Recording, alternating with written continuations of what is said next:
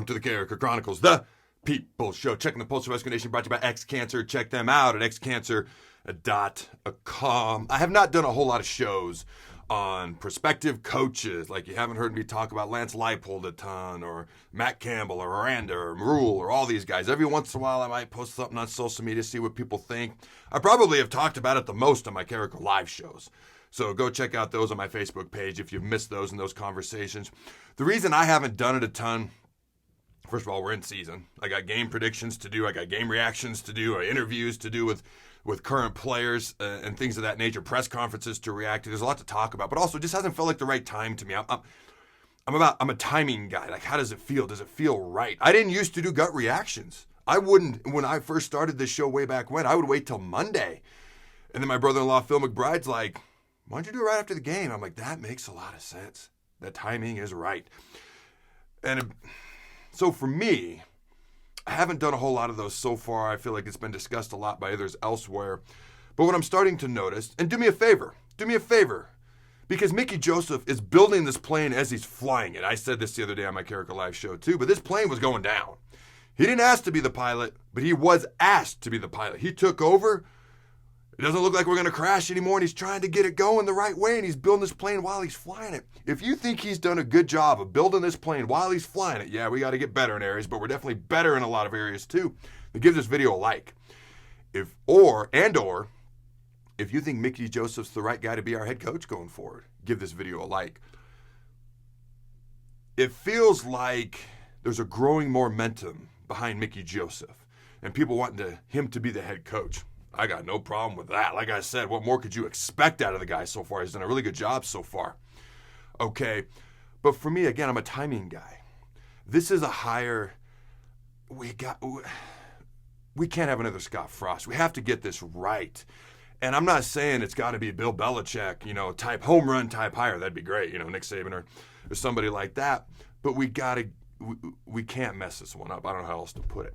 Okay, so for me, I'm kind of like more, let's take our time. It's easier to wait longer and have hindsight 2020 instead of, offering a guy 3 games after the bye week, whether it's Mickey Joseph or someone else. Why don't we wait till 4 or 5 games or something like that? And I've actually changed my answer on this because I've gone back and forth.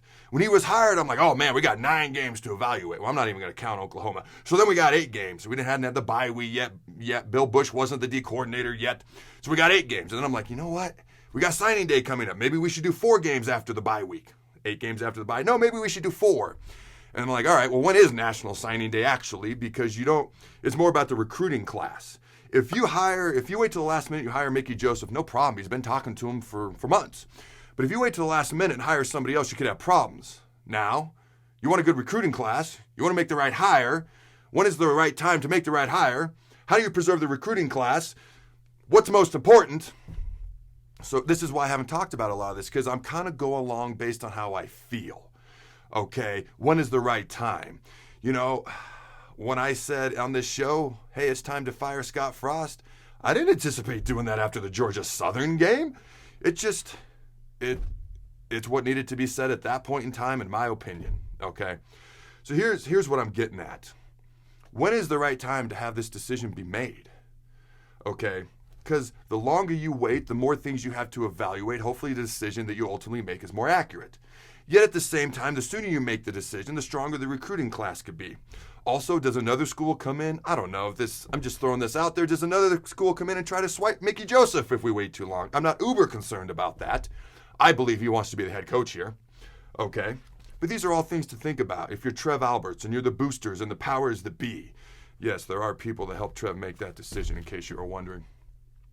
Early National Signing Day is December 21st, okay? We have played 3 games post-bye week so far.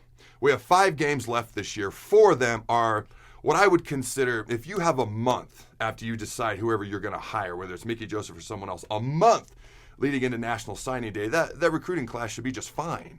We have 4 games, okay, that would give us a month or more. So National Signing Day is December 21st. Wisconsin is November 19th. So if you make the decision after Wisconsin, you got over a month to solidify a good recruiting class. And obviously you've got, I call it late National Signing Day in February now. But a lot of times classes are 90% decided by December. That's why I'm talking about that date. But it's kind of weird to do that going into a short Iowa week as well if you were to make a head coaching decision, unless it is Mickey. But if you go otherwise, then it's kind of weird. So if you wait until November 26th, the day after the Iowa game, that gives you just under a month. So I was curious, because I remember Scott Frost was hired in December. And I was like, he still had a good signing class, so I looked it up. Okay, Scott Frost was hired December 2nd, 2017. The first ever, by the way, early signing day was December 20th that year. He had 18 days. Now, what type of class did he pull together? Depending on which recruiting service you look at, we were ranked anywhere from 18th to 23rd that year. So about an average of 20th, top 20, which is about what he averaged every year he was here. So I don't think it really made a difference. Now, okay, Adam, Scott Frost was the hottest hire in the country at that time. This is apples to oranges. All right, but it's all still fruit. Okay, if it is Mickey, he's been talking to these recruits the whole time. What I'm thinking is, if you wait to the last, I don't want to say last minute, but you wait as late as possible and it's not Mickey, then maybe you have a little bit more trouble, but you still have almost a month. What I will say, if it's not going to be Mickey, you need to make that decision sooner than later. And this is all preliminary.